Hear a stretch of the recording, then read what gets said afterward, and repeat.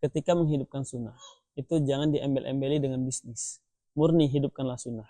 Maka kita berdiskusi dengan beberapa senior, bagusnya kita beri nama SAR. Jadi SAR itu kita angkat bukanlah konsep atau metode, tapi dalam rangka untuk memurnikan, menghidupkan sunnah Nabi Muhammad SAW. Kalau ada orang yang udah puluhan tahun sholat, tapi dia masih sakit lutut, sakit kepala, migrain, lambungnya belum sembuh-sembuh, berarti ada yang salah dengan sholatnya. Atau di puasa Senin Kamis, atau ini menjelang Ramadan.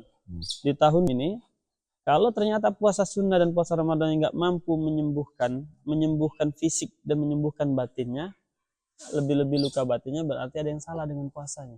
Berarti puasa dia bukan sesuai dengan sunnah.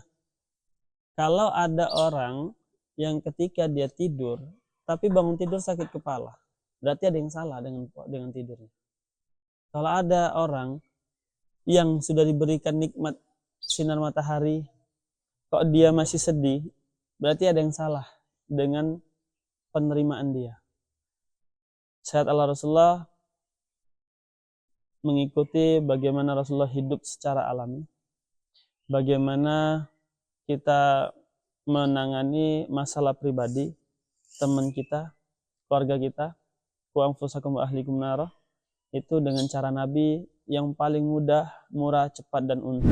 Orang yang sehat itu mereka yang mampu memaafkan diri sendiri, mampu memaafkan orang lain, mampu berdamai dengan keadaan, dan dia mampu menjalankan sunnah semampu dia, menjalankan syariat semampu dia. Jadi katakan ketika orang sudah tidak lagi punya rasa terhadap rumah tangga atau cinta kepada istri anak, kemudian cinta terhadap syariat Islam, kemudian tidak lagi menikmati nikmatnya ibadah, itu sakit, Ustaz? Ya, itu merupakan sakit. Maka buat teman-teman semua yang penasaran atau mau serius untuk mendalam ini, bukan hanya sekedar belajar, tapi untuk menolong. Bukan hanya sekedar untuk menolong, tapi memberikan manfaat. Bukan hanya sekedar bermanfaat, tapi untuk menebarkan berkah. Bukan hanya sekedar untuk menebarkan berkah, tapi untuk menghidupkan sunnah Nabi Muhammad SAW untuk mendapatkan syafaat di dunia dan di akhirat. Bisa bergabung bersama kita dalam beberapa series, atau bisa bergabung dengan kita langsung untuk mengikuti setiap temanya, setiap kajiannya.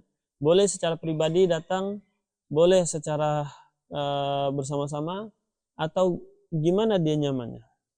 Yang penting ada niat untuk belajar.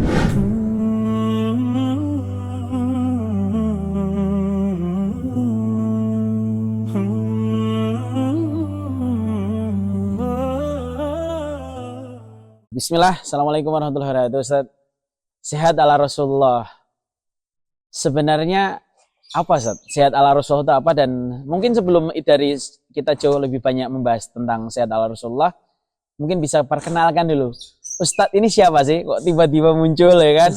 Dengan konsep sehat ala Rasulullah, kemudian ada gerakan sholat yang benar, itu bisa membenarkan sakit fisik maupun sakit mental dan lain sebagainya.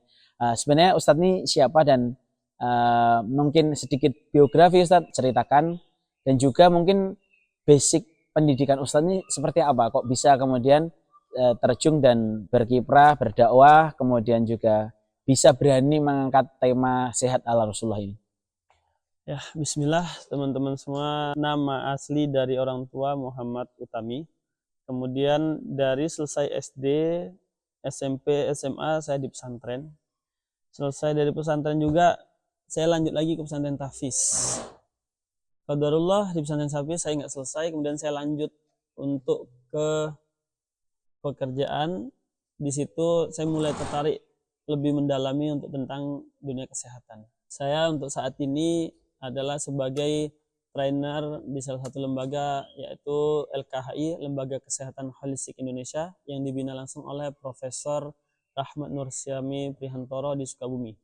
Kemudian saya juga alhamdulillah Allah amanahi beberapa ilmu yang dari turun-temurun, yaitu ilmu tentang herbal, ilmu tentang sedikit pengobatan. Kemudian kita berguru lagi tentang bagaimana menekuni dunia ruqyah, dunia pijat, dunia patah tulang, beberapa dunia psikis melalui beberapa guru-guru kita di Malaysia. Kemudian untuk saat ini saya tinggal di pesantren Ma'had Mulazama Al-Hufaz Payakumbuh, Sumatera Barat. Saya berkhidmat di sana, tinggal di sana. Insya Allah untuk di sana sendiri fasilitas dan tempatnya cukup memadai untuk berkegiatan berkuda, memanah, berenang. Semuanya alhamdulillah kita berada di atas bukit, salah satu bukit barisan, yang mana bukit barisan itu membentang dari Lampung sampai ke Aceh. Itu kita berada di salah satu bukit itu tinggal. Dan selain itu saya berkhidmat untuk membantu umat bagi mereka yang sudah putus harapan, yang sudah selesai berharap karena tak pernah sembuh, sudah lelah dengan ikhtiar. Alhamdulillah Allah berikan lagi cahaya harapan untuk hidup lagi. Setelah saya berguru mulai dari di Indonesia, dari Sumatera sampai Jawa, sampai ke Malaysia, saya menemukan sesuatu bahwasannya banyak yang memperjualbelikan herbal mengatasnamakan ini sunnah. Dari situ tergerak dengan bimbingan beberapa guru kita yang saat ini diamanahi untuk menjadi tabib pribadinya atau pendamping kesehatannya. Ada beberapa guru-guru kita itu memberikan saran ketika menghidupkan sunnah itu jangan diembel-embeli dengan bisnis, murni hidupkanlah sunnah. Maka kita berdiskusi dengan beberapa senior, bagusnya kita beri nama SAR. Jadi SAR itu kita angkat bukanlah konsep atau metode, tapi dalam rangka untuk memurnikan menghidupkan sunnah Nabi Muhammad SAW. Ini adalah murni gaya hidup Nabi Muhammad SAW yang kita hidupkan, atau kita ihya'us sunnah, berusaha untuk menghidupkan sunnah-sunnah Nabi Muhammad SAW, terutama bagi kita yang sekarang ini sedang dibom dengan informasi, khususnya generasi Gen Z, Gen Alpha, itu sangat jauh bagaimana bisa menikmati rasa dari sunnah Nabi Muhammad. Maka kita hadirkan, kita ajak dengan gaya baru, yaitu SAR, sehat ala Rasulullah Sallallahu Alaihi Wasallam. Berarti SAR itu bisa dikatakan syiar ya, San? Ya, betul. Sebuah ajakan untuk kita semua yang merasa cinta dengan Nabi untuk menghidupkan sunnahnya. Untuk mereka yang sedang lama mendapatkan jodoh, sudah menikah tapi lama tak punya anak, yang mereka sudah berkeliling mencari kesembuhan tapi tak kunjung sembuh. Ternyata kesembuhan itu ada di sunnah-sunnah Nabi. Kalau kita amalkan dengan cara yang baik, dengan niat yang benar, cara yang benar, tujuan yang benar, insya Allah akan didapatkan kesembuhan fisik dan psikologis yang berkah.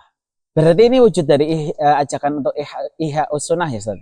Ya, betul. Karena dari kita sekarang ini lebih bangga dengan kehidupan dan pola modernisasi, pola kehidupan yang sudah dicontohkan oleh Barat, dan mirisnya untuk generasi kita yang muda-muda, mereka lebih condong dan lebih suka FOMO, yang mereka nggak ngerti dengan ilmunya.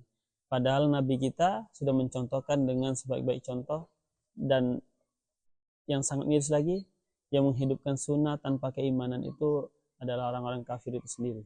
Ruang lingkupnya apa aja, Ustaz? Terkait dengan sehat ala Rasulullah ini kan artinya kalau sehat itu kan biasanya orang mengatakan sehat itu fisik ya, Betul. Kan? Secara fisik, secara kebugaran badan, terhindar dari penyakit itu sehat. Di sini ada kata kunci yaitu sehat. Berarti sehat ala Rasul sendiri itu apa, Ustaz? Sehat itu sendiri term atau definisi menurut Rasulullah, apakah itu dicerminkan di dalam sebuah hadis atau dalam dalil yang sahih atau dalam Al-Quran mungkin tertulis secara eksplisit maupun implisit. Apa itu sehat, Ustaz, menurut Allah dan Rasulnya? Kalau sehat bagi seorang muslim itu ketika jasanya kuat, tetapi di dalamnya juga jauh lebih kuat. Kuat dalam beribadah, kuat dalam menghadapi fitnah, dan tentunya dia yang mampu menerima takdir Allah Subhanahu wa Ta'ala dan mampu menghidupkan sunnah Nabi Muhammad SAW sesuai dengan kemampuannya. Jadi sehat itu sendiri bukan berarti fisiknya yang utuh, bukan berarti dia yang mampu bekerja dengan kuat, yang mereka rajin olahraga, bukan.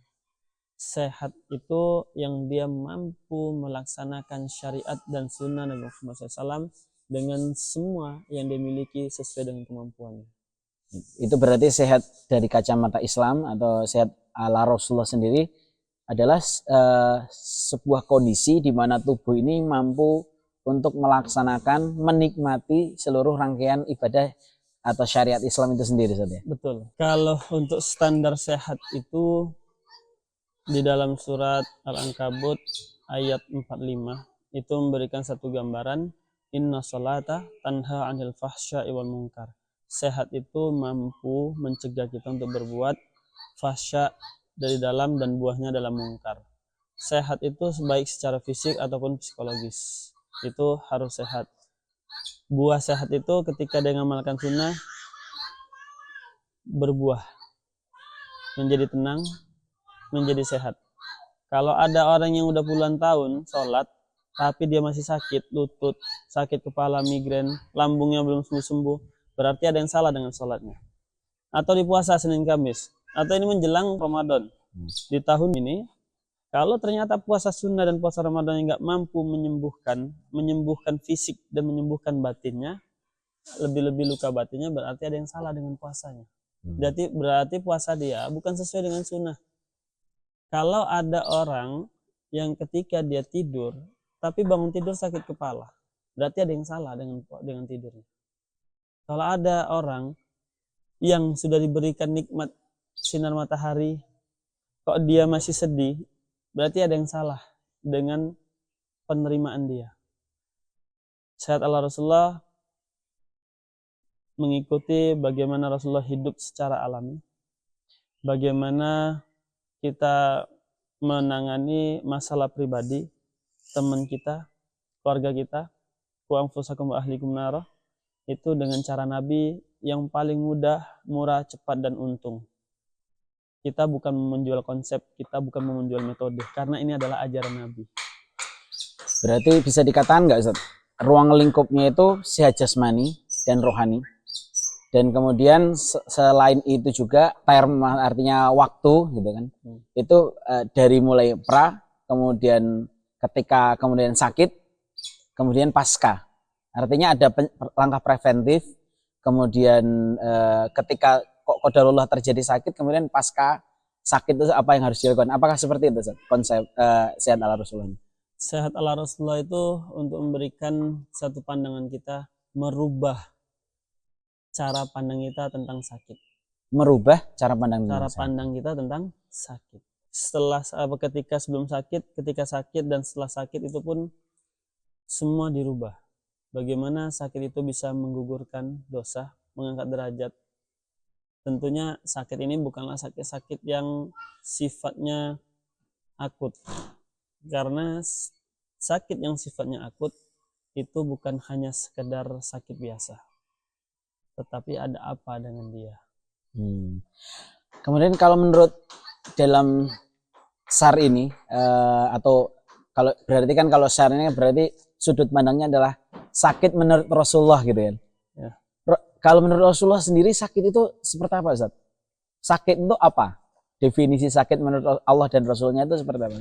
Sakit untuk orang yang beriman itu bisa dikategorikan dia merupakan penggugur dosa, pengangkat derajat. Berarti sakit dari sudut pandang POV yang positif ya ini ya. Jadi sakit, makna sakit sudut pandangnya adalah penggugur dosa dan untuk menambah mengangkat derajat. Ya. Nah, itu tapi ini kan benefitnya ya, manfaat sakit gitu. Ketika dia sabar menjadi penggugur dosa dan mengangkat derajat. Nah, kalau sakit itu sendiri dalam pandangan Islam seperti apa sih? Sakit itu dalam kondisi tubuh tak lagi seimbang. Kemudian sakit itu ketika kita ibadah tak lagi nyaman. Sakit itu ketika kita tak mampu lagi kita merasakan manisnya ibadah. Tak mampu lagi kita bisa merasakan khusyuknya sholat, nikmatnya baca Al-Quran. Atau bahkan kita takut kehilangan. Berarti bisa dikatakan nggak, sakit itu adalah ketidakseimbangan kondisi tubuh baik psikis maupun secara fisik. Betul, karena apa yang disampaikan Al-Quran dan hadis itu selalu relate dan selalu sama dengan hasil riset ilmu kedokteran di masa kini. Oh, Masya Allah. Kemudian apa Ustadz yang menjadi eh, fondasi atau landasan? Kalau ilmu medis itu kan jelas ya, basicnya sains, kedokteran yang memang bisa diukur dengan kacamata secara kasat mata gitu kan, kacamata sains bisa diukur dengan angka-angka dan data. Kalau sehat ala Rasulullah itu seperti apa Ustaz wujudnya? Bagaimana cara mengeceknya? Bagaimana cara menakar ini sakit stadium rendah, medium atau akut gitu? Kemudian dikatakan sehat itu ketika seperti apa tolak ukurnya? Ustaz? Tolak ukur di dalam SAR itu sendiri, ketika seorang mukmin, bukan hanya seorang muslim, tapi seorang mukmin, karena tingkatan SAR itu berbeda dengan orang muslim. Muslim hanya sekedar Islam biasa. Tapi mukmin itu yang memang betul dia meyakini sunnah-sunnah Nabi itu isinya adalah keberkahan semua. Ketika dia tak mampu lagi menjalankan sunnah dengan hati yang bersih, ketika dia tak mampu lagi memaafkan saudaranya dengan hati yang tulus, maka ini adalah kategori orang sakit. Bukan hanya sekedar fisiknya yang tak mampu bergerak, tak mampu ibadah. Mulai dari perasaan dia, mulai dari karakter yang rusak, itu adalah orang yang sakit. Orang yang sehat itu mereka yang mampu memaafkan diri sendiri, mampu memaafkan orang lain, mampu berdamai dengan keadaan, dan dia mampu menjalankan sunnah semampu dia, menjalankan syariat semampu dia. Bisa dikatakan ketika orang sudah tidak lagi punya rasa terhadap rumah tangga atau cinta kepada istri anak, kemudian cinta terhadap syariat Islam, kemudian tidak lagi menikmati nikmatnya ibadah, itu sakit Ustaz? Ya, itu merupakan sakit kolbun, sakit secara psikis. Dan semua mula sakit fisik adalah bermula dari sakit psikis. Bukan dari luar, tapi dari dalam. Bisa nggak dikatakan kondisi tubuh yang fitrah atau yang sehat, yang sesungguhnya itu yang seperti itu? Fitrah, artinya dulu kan setiap manusia ini kan diciptakan oleh Allah dalam kondisi fitrah. Apakah fitrah itu sendiri sehat, Ustaz? Ya, fitrah itu sendiri sehat. Karena fitrahnya manusia menyukai kebaikan. Kalau ada yang nggak menyukai kebaikan, berarti fitrah, dia keluar dari fitrahnya dan dinyatakan sakit. Oke, berarti bisa nggak Ustaz coba kemudian Ustaz jelaskan apa itu konsep sakit dalam Islam? Apakah sakit itu sebuah penyimpangan dari kondisi sehat atau kondisi fitrah, Ustaz? Sakit itu bahasa paling mudahnya adalah keluarnya dari fitrah manusia. Yang manusia ini suka kebersihan, dia jadi nggak suka kebersihan, itu sudah sakit fitrahnya. Sudah keluar dari fitrahnya. Lebih jelasnya lagi, kondisi kita sakit itu, badan ada, tenaga ada, umur ada, tak mampu dia sholat, tak mampu dia puasa, itu kondisi sakit. Dan yang lebih sedihnya lagi, ketika dia mampu sholat, mampu puasa, tapi dia tak mampu memaafkan. Dengan dia mampu memaafkan, tapi dia mudah menyalahkan. Ini juga termasuk yang sakit. Jadi sakit itu sangat luas maknanya. Ketika sudah keluar dari fitrahnya, maka dia sakit. Berarti bisa dikatakan sakit itu kondisi tidak lagi fitrah, tidak lagi seimbang, atau terjadi penyimpangan gitu ya Ustaz? Iya, betul. Nah, kemudian sehat ala Rasulullah, kalau tadi tidak dikatakan ini sebuah metode gitu Ustaz. Berarti kan ini kan memang sehat ala Rasulullah itu ya sebenarnya Islam itu sendiri ya Ustaz ya? Betul, setuju. Dengan sholatnya, dengan rangkaian-rangkaian ibadahnya, mungkin bisa juga dengan umroh, haji, dan lain sebagainya. Iya, nah, setuju. Kalau untuk fondasinya sendiri Ustaz, berkaitan dengan secara ilmiah, kalau kita bicara tentang metodologi ilmiah, artinya kan Islam sendiri punya metodologi ilmiah Ustaz. Nah, konsep Islam itu kalau sehat itu ditinjau dari dasarnya apa Ustaz? Kalau untuk dasar dari sehat ala Rasulullah itu memang dasarnya Al-Quran dengan sunnah. Karena kita menghidupkan sunnah Nabi Muhammad SAW.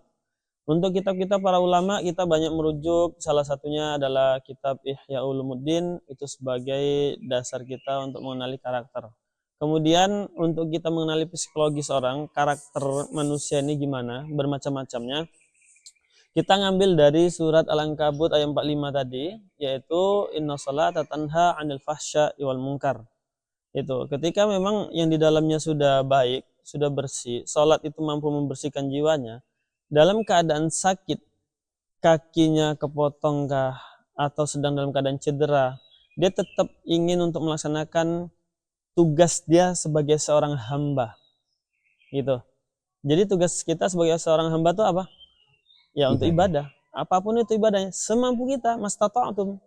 Jadi ya kita lakukan sesuai dengan kadar kemampuan kita masing-masing.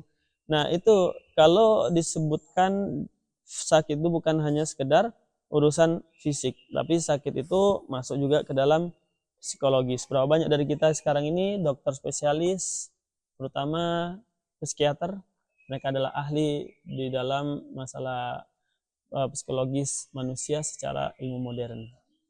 Bagi saudara kita yang mereka berkecimpung di dunia psikiater, mereka sangat memahami bagaimana karakter manusia itu yang sehat dan yang sakit. Mereka sangat memahami itu. Tapi Islam jauh lebih memahami. Maka ketika landasan kita adalah Al-Quran dan Sunnah, insya Allah tak akan ada lagi ilmu yang lebih tinggi daripada itu. Ustadz, bagaimana cara menjelaskan orang yang sakit dan orang yang sehat? Baik itu secara fisik maupun secara mentalitas maupun secara peran dia sebagai seorang hamba ubudiyahnya. Orang yang sehat itu adalah yang mereka yang tak terkena fitnah secara berlarut. Dari kita semua pasti kena fitnah. Fitnah kesehatan, fitnah ujian masalah karakter, fitnah ujian masalah harta, masalah sosial.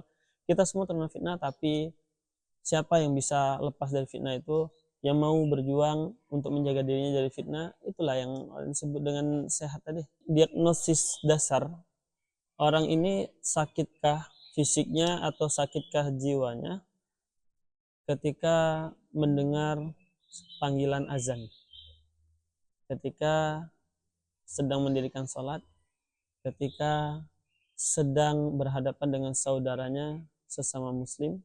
Tentu semua dalilnya kita sudah sama-sama paham untuk itu semua. Dan itu bukanlah hal baru bagi kita. Tapi berapa banyak dari kita ketika mendirikan sholat dengan rasa malas, hanya sekedar menggugurkan kewajiban, bertemu saudara kita ketika ada kepentingan. Nah ini kan banyak yang terjadi nih. Hanya ada maunya baru datang gitu kan. Berarti itu bisa dikatakan orang yang sakit? Iya betul. Itu sakit mental ya? Mentalitasnya sakit. Sakit sosial itu lebih bahaya. Dia nggak peduli dengan orang lain menderita. Yang penting dia bahagia. Yang sekarang contohnya, saudara kita yang menderita di Aceh, di Sumatera, siapa yang bahagia, siapa yang menderita, siapa yang nangis, siapa yang tertawa.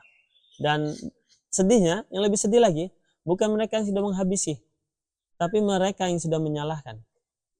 Mereka nggak tahu menau, tapi menyalahkan saudara kita yang di Sumatera, disalahkan. Kenapa kalian bodoh sekali? Kenapa kalian mau? Bukan mereka yang bodoh, bukan mereka yang mau. Tapi kenapa kita semua diam? Kalau untuk mendiagnosa, untuk secara fisiknya, itu ilmu secara umumnya adalah bisa kita lihat dari telapak tangan, bisa kita lihat dari nadi, bisa kita lihat dari gestur wajah, bisa kita lihat dari lidah, bisa kita lihat dari mata atau disebut dengan matologi atau iridologi, dan bisa kita juga lihat dari namanya suhu tubuh kita, suhu kondisi kita gitu. Jadi teman-teman semua, untuk mendasari ini, mendiagnosa itu bukanlah hal yang sembarangan. Ketika kita salah mendiagnosa, salah penanganan, salah kita melihat, salah kita menilai, maka fatal, sangat-sangat fatal. Maka buat teman-teman semua yang penasaran atau mau serius untuk mendalam ini, bukan hanya sekedar belajar, tapi untuk menolong, bukan hanya sekedar untuk menolong, tapi memberikan manfaat, bukan hanya sekedar bermanfaat, tapi untuk menebarkan berkah, bukan hanya sekedar untuk menebarkan berkah, tapi untuk menghidupkan sunnah Nabi Muhammad SAW untuk mendapatkan syafaat di dunia dan di akhirat. Bisa bergabung bersama kita dalam beberapa series, atau bisa bergabung dengan kita langsung untuk mengikuti setiap temanya, setiap kajiannya. Boleh secara pribadi datang, boleh secara bersama-sama, atau gimana dia nyamannya. Yang penting ada niat untuk belajar. Oke. Kemudian tadi kan disebutkan untuk mendiagnosa dengan metode tadi ya Ustaz ya. Ya, Itu secara fisik. Kalau secara mental ataupun secara jiwaan berarti bisa dinilai dari sholat. sebagaimana ibadahnya, Ya. sholatnya, semangatnya hidup, Betul. interaksi sosialnya kepada masyarakat, Ya. kepada keluarga seperti itu Ustaz. Nah, kemudian setelah tahu nih diagnosa ini orang ini sakit nih, entah itu sakit mental ataupun sakit fisik ataupun sakit fisik yang disebabkan karena mental atau bisa kita sebut sebagai psikosomatis gitu Ustaz. Ya. Nah, itu treatment apa yang dilakukan menurut Sehat ala Rasulullah ini Ustaz? Ada beberapa tahapan. Tahapan yang paling pertama adalah kita tanya dulu, dia mau sembuh nggak? Baik dia yang sakitnya fisik atau psikologis. Kita tanya, dia mau sembuh nggak? Tahapan pertama berarti memberikan pertanyaan apakah dia mau sembuh. Artinya ini untuk memotivasi apakah dia masih punya Harapan. semangat atau enggak ya Ustaz? Ya, Itu betul. sebenarnya bagian dari diagnosa kan itu ya? Ya, Apakah dia masih punya semangat, atau enggak gitu. hopeless atau masih punya spirit gitu ya, Iya. untuk bangkit. Betul. Jadi dalam hal ini banyak dari kita yang sudah mencoba berbagai metode, semua herbal, dokter pun sama, semua obat, semua resep udah dikeluarkan. Ternyata dari pasien sendiri nggak mau dia sembuh, udah malas dia sembuh, udah jenuh dia. Jadi buat apa kita capek-capek itu? Jadi hal pertanyaan utama yang paling kita tanyakan adalah dia masih ada keinginan nggak untuk sembuh? Bisa dikatakan gini Ustaz, analoginya seorang pasien pergi ke seorang dokter, ketika dokter sudah memberikan diagnosa, kemudian resep, kembalinya ke pasien setelah diberikan obat, mau nggak dia berobat, melaksanakan resep nutrisi, Betul. pencegahan dan lain sebagainya gitu Ustaz. Hmm. Berarti sebenarnya metode yang kedua setelah dilakukannya diagnosa atas sakitnya itu berarti menanyakan apakah dia masih punya semangat untuk sembuh gitu Ustaz. Kalau itu bukan yang kedua ya, itu urutan yang pertama. Tentu orang datang itu dia cari solusi. Ketika dia nyebutkan sakit, kita langsung tanya, dia ada keinginan untuk sembuh nggak? Gitu. Kalau dia ada keinginan untuk sembuh, dia mau sembuh, apapun jalannya pasti akan ditempuh. Oh, Masya Allah. Nah, dan kesembuhan itu kan sama seperti hidayah. Yu'tihi mayyasya. Masya. Nah, kalau kita mau, Allah pasti mau. Tapi kalau kita nggak mau, Allah pasti lebih nggak mau. Gitu. Oke, berarti justru malah sebelum mendiagnosa, berarti ditanya dulu, Iya. ditanjihkan, diberikan motivasi, apakah dia masih punya semangat untuk berjuang untuk sembuh dulu gitu. Iya, Ustaz? betul. Masya Allah. Kemudian setelah itu diagnosa, nah langkah berikutnya apa Ustaz? Tahapan yang kedua, setelah kita tanya tadi, dia mau sembuh nggak? Iya, saya mau sembuh.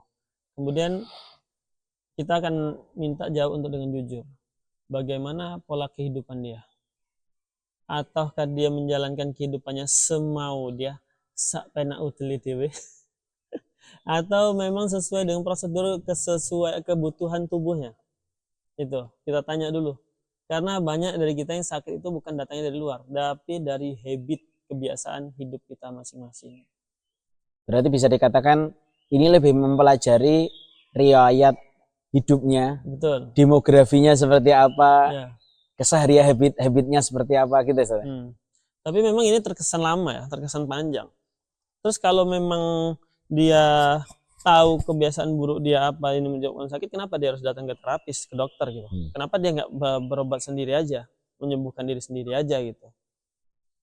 Jadi buat teman-teman semua, banyak dari kita itu sebenarnya nggak butuh berobat, banyak dari kita tuh nggak butuh herbal, dia hanya butuh cerita, hanya sekedar butuh cerita. Banyak yang mereka sudah tahunan, belasan tahun minum obat tensi, sebenarnya dia nggak butuh. Yang dia butuhkan apa? Cerita. Rilis ya, Nah, dari emosi-emosinya. untuk merilis aja udah selesai. Hanya sekedar tempat teman bercerita. Jadi buat teman-teman semua jangan memandang kami ini hebat, bukan. Yang menyembuhkan itu Allah, kami hanya sebagai teman, sahabat, saudara, ketika pendamping ketika datang butuh ya kita rangkul, kita salami gitu. Itu tugas kita. Jadi kami nggak punya kehebatan apa-apa. Yang punya kehebatan itu hanya Allah. Sakit itu datangnya karena Allah. Sembuh juga karena Allah. Adapun itu hanya asbab. Asbab itu bisa Allah gantikan dengan apa aja. Itu mudah. Nah dari kita itu cuma sebagai saudara yang memberikan luang. Kadang kita juga butuh tempat untuk cerita. Hanya sekedar cerita. Kalau di dalam ilmu kedokteran modern, katakanlah ilmu medis kan dikatakan asesmen ya. Ya. Bagaimana dia memilah apakah ini sakit mental, apakah ini sakit fisik, apakah dia masih punya semangat untuk berjuang, apakah dia ini kemudian tadi diagnosa gitu kan Ustaz. Hmm. Lalu kita bicara tentang treatment dan obat. Nah, treatment dan obat. Artinya ketika sudah di asesmen, kemudian kan diberikan treatment ya Ustaz. Betul. Artinya langkah pengobatan dan obat itu sendiri. Nah, kalau dalam Islam tuh obat itu apa Ustaz? Kalau saya kan pernah mendengar namanya ada wadawa gitu ya Ustaz. Penyakit dan obatnya gitu. Nah, obat itu seperti apa dan obat yang seperti apa untuk penyakit yang seperti apa? Kalau yang kita pakai itu adalah namanya asyifa. Ada itu obat, sifatnya coba-coba. Kalau dia sifatnya cocok menyembuhkan, kalau nggak cocok ulang lagi. Tapi kalau syifa itu sudah pasti menyembuhkan. Kata Nabi dalam hadis yang sangat masyhur disebutkan inna syifa fi salasah. Kesembuhan itu ada dalam 3 hal. Syurbatul asal, minum madu, bisyarratil hijama dengan torehan bekam, hijama atau dengan kai. Tapi ada tapinya, walakin anha umati anil kai. Tapi Rasulullah itu melarang umatnya dengan kai karena itu sangat menyakiti. Nah, yang 2 hal ini banyak yang terlewatkan. Dia langsung treatment kedua, ambil tindakan. Padahal yang disuruh Nabi itu adalah syurbatul asal, minum madu. Ya, madu. Sifatnya minum dulu. Mau itu madu, mau itu vitamin, mau itu suplemen, nutrisi, apapun itu dia minum dulu. Berarti yang dalamnya dulu. Jangan langsung dikeluarkan, tapi masukkan dulu, cuci dulu, baru inputnya, baru outputnya. Baru kita keluarkan detox. Makanan-makanan sunnah yang memang disunahkan, yaitu tentang konsep halalan thayyiban atau konsep thayyib. Halalan thayyiban dengan thayyib ini berbeda. Bedanya di mana? Halalan thayyiban itu di surah Al-Baqarah ayat yang ke 168. Thayyiban itu di ayat yang 172. Awal pembukanya beda. Ya ayuhannas kulu mimma fil ardi halalan thayyiban. Annas kalimatnya umum, manusia. Tapi yang kedua, ya ayyuhalladzina amanu, panggilan penghargaan kasih sayang dari Sang Maha Penyayang Rabbul Alamin. Ya ayyuhalladzina amanu kulu minat thayyibat. Suruh yang makan yang baik-baik. Ma razaqnakum, yang sudah kami tetapkan sebagai rezekimu itu makan yang thayyib. Itu. Jadi konsep untuk inputnya itu adalah pahami dulu, dasar kita fahamkan bagaimana halalan thayyiban sama thayyibannya itu sendiri. Karena dia halal sama thayyib beda. Kalau yang thayyib sudah pasti halal. Kalau yang halal belum tentu thayyib. Makanya kalimatnya annas dengan alladzina amanu. Dan secara asbabun nuzul ini berbeda. Satu Makkiyah, yang satu Madaniyah. Satu sebelum hijrah, satu setelah hijrah. Itu jadi penekanan konsepnya berbeda. Setelah itu, setelah yang masuk apa tadi, baru tentang bagaimana detoxnya. Setelah detox dua-duanya kok belum selesai, maka masuk kita dengan yang namanya sistem gerak. Sistem gerak itu bisa kita lihat bagaimana rangka tubuhnya, berdiri sholatnya bagaimana. Itu bisa kita gunakan dengan sholat tadi. Kemudian detox tadi bisa kita sempurnakan dengan puasa. Gitu. Itu bisa dikatakan sebagai terapi sholat bukan? Ya, terapi dengan sholat, terapi dengan puasa, terapi dengan zikir, terapi dengan sesuatu yang sunnah. Itu sifatnya. Kesimpulannya luar biasa ini, mind blowing sekali. Berarti seluruh rangkaian ibadah dalam Islam itu, baik itu sholat, puasa, baik itu zakat, merilis harta-harta yang menjadi bukan haknya, kemudian haji dan umroh, kemudian zikir, kemudian dan lain sebagainya. Apakah itu memang cara Allah untuk menyehatkan jasmani rohani manusia, Ustaz? Betul sekali. Allah tuh sangat tahu kebutuhan kita. Dan Allah sampaikan pesan kasih sayang itu melalui kekasihnya yang maha sempurna, Nabi Muhammad SAW. Maka semua rangkaian sunnah-sunnah yang sudah dicontohkan itu adalah kebutuhan kita. Hanya saja kadar kejujuran kita, kadar kejujuran membutuhkan atau enggak, itu yang membedakan. Kenapa si fulan sedekah dengan 2.000 bisa sembuh? Sedangkan si fulan yang lainnya, si fulana atau si fulana lah gitu, dia sedekah dengan 2 miliar, kok belum sembuh? Karena kadar kita berbeda di hadapan Allah. Yang membedakan adalah kadar takwa dan kejujuran tadi. Jadi solusi untuk teman-teman semua, untuk diri pribadi, untuk kita semua. Ketika ingin menuntaskan dengan sunnah, pastikan kolbun kita dengan Allah posisinya hanya kita dan Allah yang tahu, itu sudah pasti. Tapi yang harus dipastikan adalah sekadar apa jujur kita kepada Allah. Gitu. Karena takwa itu sangat erat kaitannya dengan jujur kita. Sunnah itu tentang jujur. Oke, berarti setelah tadi diberikan nutrisi, kemudian didetoks, Ya, kemudian jika belum sembuh juga kemudian diberikan treatment gerak ya. ya. Setelah itu ada lagi langkah apa yang mungkin dilakukan, ataupun penugasan PR resep yang bisa dibawa ke rumah, atau mungkin resep obat yang tadi Ustadz berikan, syifa ya konsepnya, bukan Ya. bukan da ya, tapi syifa, bukan dawa ya, tapi syifa. Itu ada lagi nggak Ustadz urutannya?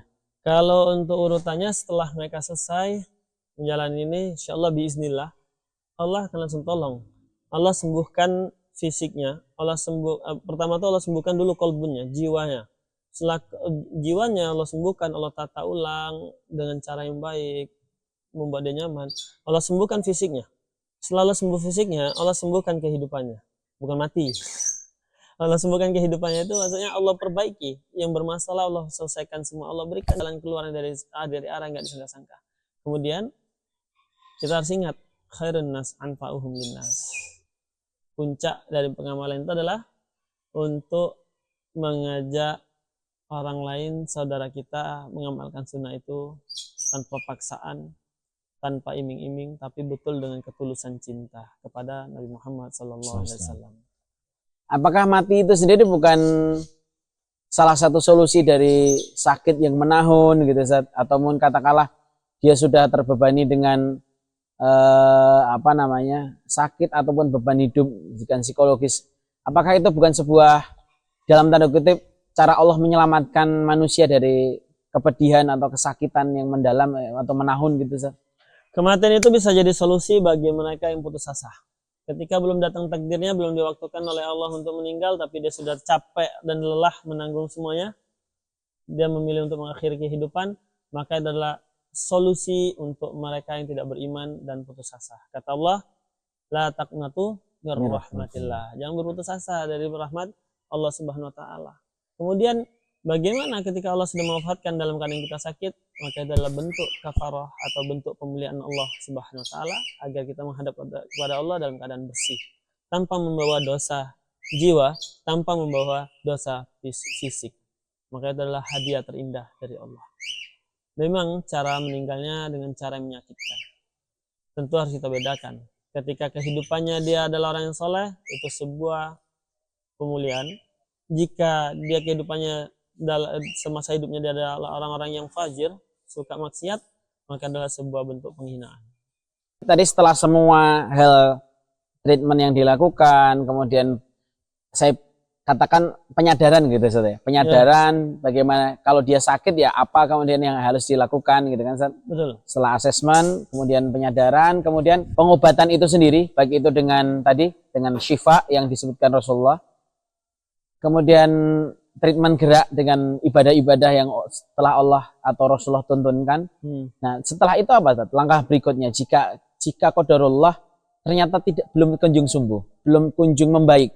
Apa yang harus dilakukan oleh seorang pasien ketika dia berikhtiar dengan sehat ala Rasulullah ini?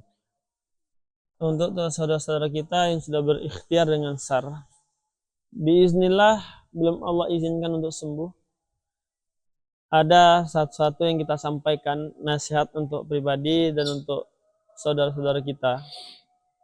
Itu yang kita sampaikan adalah Allah ingin terus bersamamu. Karena ketika engkau diberikan waktu sehat, engkau menjauh dari Allah. Dan ketika engkau diberikan waktu sakit, engkau sangat dekat dengan Allah. Bisa jadi itu adalah pesan cinta dari Allah Subhanahu wa taala. Maka hanya satu. Sabar. Sabar, sabar, dan sabar. Ridho, sabar, bersyukur. Hanya itu. Oke, berarti memang selama manusia itu masih hidup, dia diperintahkan untuk selalu berjuang Ustaz. Hatta di titik terakhirnya dia sakit pun harus berjuang dengan sabarnya Ustaz ya. Betul. Karena itu memang ya yang hari ini mungkin banyak kita temui Ustaz. Banyak orang yang hopeless, yang berobat tapi tak kunjung sembuh gitu. Itu artinya apakah sabar itu menjadi solusi terakhir ataukah masih ada ikhtiar lain yang mungkin masih bisa? Apakah justru sabar itu wujud ikhtiar tuh? Nah, nih buat teman-teman yang udah selesai, rasanya kehidupan udah selesai, udah habis semua usaha. Sabar itu bukan diam berdiri menikmati hadir, bukan. Sabar itu menerima dengan lapang dada sambil terus ikhtiar usaha. Bukan langsung diam pasrah, itu bukan sabar namanya. Itu putus asa. Sabar itu tetap kita doa, tetap kita ikhtiar. Itu namanya sabar. Ada perbedaan tipis antara sabar dengan putus asa itu. Ya.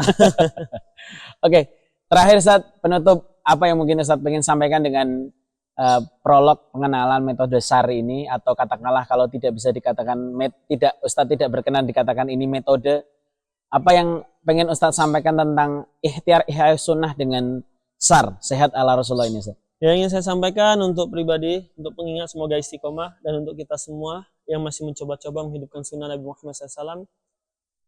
Salah satu pesan guru saya, dia menyampaikan, sunnah itu ketika dihidupkan dengan cinta dan dipegang dengan istiqomah, dia akan menjadi yang namanya mauhibbah atau karomah. Jadi setiap kita berbeda-beda. Mauhibbah itu pemberian cinta dari Allah, dan karomah itu adalah yang sebagaimana kita ketahui. Manusia umum pun bisa mendapatkan karomah ketika memegang sunnah itu dengan rasa cinta dan pemulihan dan dengan istiqomah. Barakallahu fikum. Assalamualaikum warahmatullahi wabarakatuh. Assalamualaikum warahmatullahi wabarakatuh. Ustaz, spoiler, setelah ini kita bahas apa ini? Setelah ini gimana kalau kita bahas untuk mereka yang sudah berusaha bertahun-tahun ikhtiar nikah tapi belum dapat keturunan nih, yang sibuk dengan promil. Jadi yang sedang sibuk dengan promil, semua metode sudah cobalah kita diskusi yuk. Karena saya pribadi alhamdulillah Allah takdirkan menjadi salah satu penempuh jalur promil. Program hamil, misi untuk hamil ketika dokter mengatakan ini tidak mungkin, ini tidak bisa, ketika diagnosa manusia engkau tak akan mungkin punya anak karena kondisi rahimmu rahim anggur yang mudah keguguran, ataupun engkau diagnosa engkau mandul. Karena anak adalah rezeki dari Allah, tergantung bagaimana cara kita merayu mengetuk pintu langit. Oke, terima kasih Ustaz.